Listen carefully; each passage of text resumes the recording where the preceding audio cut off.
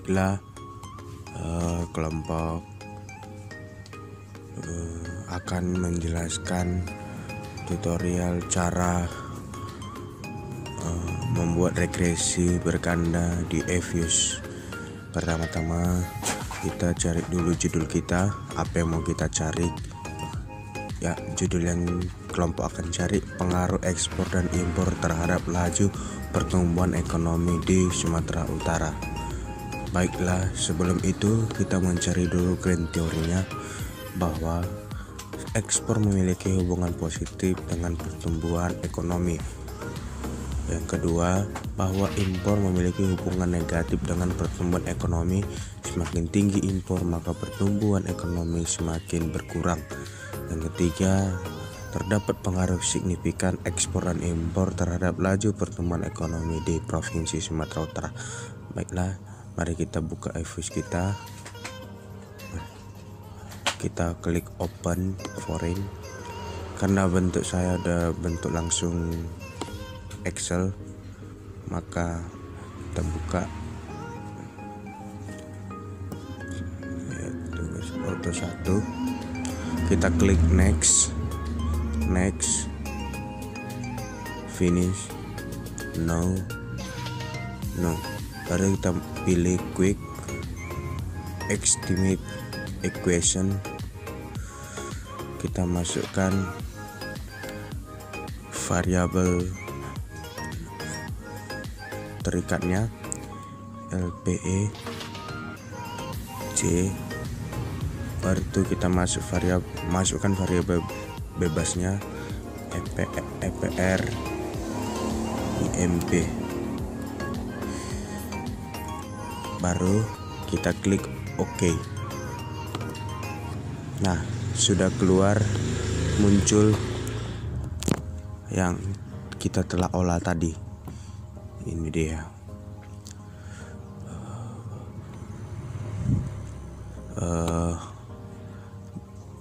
Persamaan modelnya bisa kita lihat. Sebelum itu teman-teman, bahwa dari hasil grand teori itu menyebutkan bahwa ekspor memiliki hubungan positif. Kita lihat ekspor, ini dia ekspor. Dia berpengaruh positif. Dan yang kedua, bahwa impor memiliki hubungan negatif. Ini dia negatif. Impor terdapat pengaruh signifikan ekspor dan impor terhadap laju pertumbuhan ekonomi di Provinsi Sumatera Utara. Ini dia.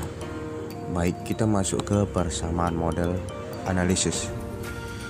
LPE sama dengan 3,950177, dapatnya dari sini. Dan yang kedua ditambah 0,000550 ekspor. Ini dia, karena dia positif makanya ditambah, dikurang atau negatif 0,000739 IMP. Bisa dilihat ini negatif.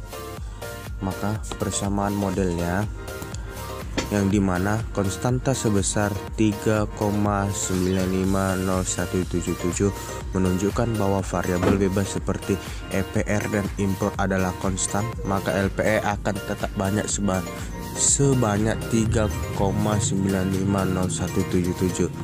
Yang kedua, setiap kenaikan ekspor sebesar 1%, maka akan meningkatkan besaran LPE sebesar 0,000550. Yang ketiga, setiap kenaikan IMP sebesar 1%, maka akan menurunkan besar LPE sebesar 0,000739. Baik, kita masuk ke uji simultan atau F-test. F hitung sebesar 15,655217. Dapat F hitung dari sini teman-teman. F statistik 15,65217. Jadi lihat lebih kecil daripada F tabel. F tabel ini bisa dibuka F tabelnya dengan memperoleh nilai signifikan sebesar 0,000269 lebih kecil dari 0,005, maka A0 ditolak. AA ditolak. Ini dapat 0,00 sekian ini dari sini teman-teman. Baik, kita masuk ke uji parsial atau uji T. Variabel ekspor berpengaruh positif dan signifikan terhadap LPE dengan perolehan nilai T hitung sebesar 4,654213. Itu dapatnya dari sini. Di sini 4,654213 dan T tabel sebesar 1,7503. Itu dilihat dari T tabel, berarti T hitung lebih besar daripada T tabel dan memperoleh nilai signifikan sebesar 0,0004 lebih kecil dari 0,005. Itu terdapat dari sini teman-teman, 0,00004 dari sini ya. Selanjutnya yang kedua, variabel impor berpengaruh negatif dan signifikan terhadap laju pertumbuhan ekonomi.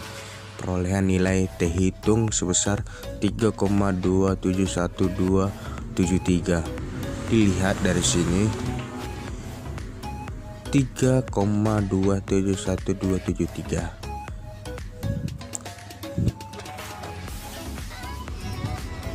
T tabelnya sebesar 1,7503 dan memperoleh nilai signifikan sebesar 0,0056 lebih kecil daripada 0,05. Bisa dilihat dari sini ya. Baik, kita masuk ke uji determinasi atau R-square. Nilai S-square sebesar 0,690. Hal ini menunjukkan variabel ekspor dan impor mampu menjelaskan laju pertumbuhan ekonomi sebesar 69% serta sisanya 31% dipengaruhi variabel lainnya yang tidak diteliti dalam penelitian ini. Bisa dilihat dari sini tadi nilai R-square-nya 0,0690.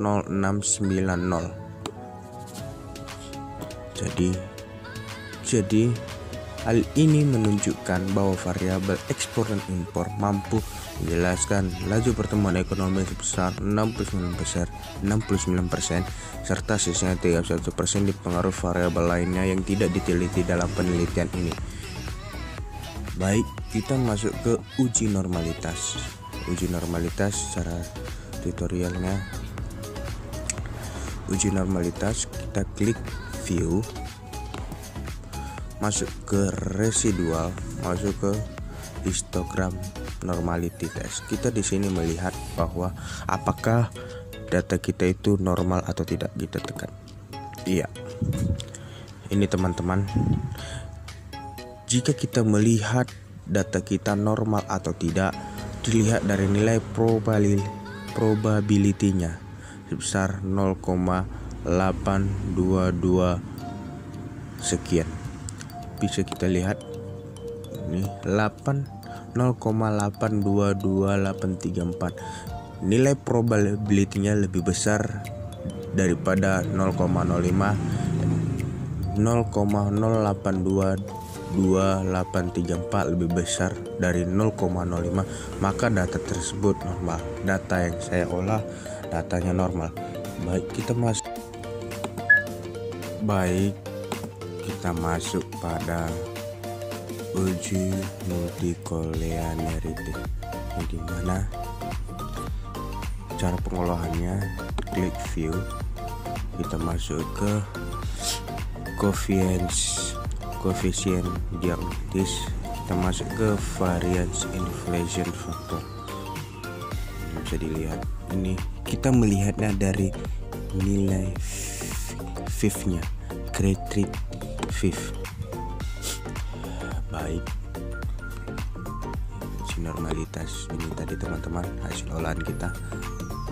yang dimana nilai fifth-nya lebih kecil dari 10. Jika nilai fifth-nya lebih kecil dari 10, maka kita terbebas dari masalah multicollinearities.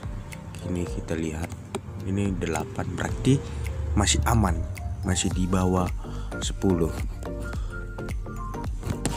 Masih di bawah 10. Baik, kita lanjutkan kepada uji autokorelasi. Baiklah, kita masuk pada langkah-langkah uji autokorelasi.